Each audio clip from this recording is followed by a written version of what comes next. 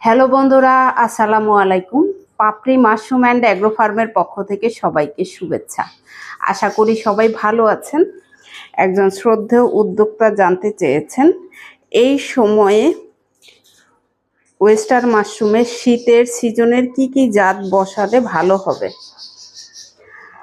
এখন যেহেতু শীত আসছে ভাব, পুরোপুরি শীত আসেনি, এখন আপনার PO2 তো 12 মাস, এটা সাপোর্টিং হিসেবে রাখা উচিত এবং সিজনের শুরুতেই OB এবং OS এই দুই জাত বসানো উচিত, কারণ এই দুই জাতের ফলন হালকা শীত থেকে বেশি শীত পর্যন্ত হয়ে থাকে, অর্থাৎ সিজনের শুরু থেকে শেষ পর্যন্ত এই জাত চাষ করা যায়।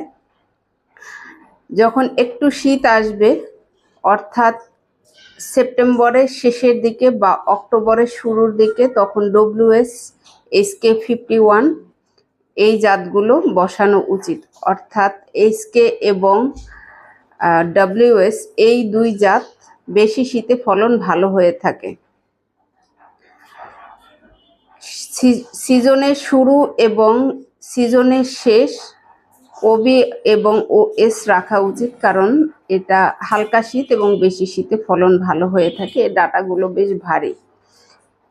আশা করি এই ভিডিওটি দেখে যারা সংশয়ে থাকেন এবং অনেকেই আছেন জানেন না, শুধুমাত্র PO2-র উপর নির্ভর করতে চান, তারা আসলে সঠিক না। PO2 রাখবেন, কারণ এটা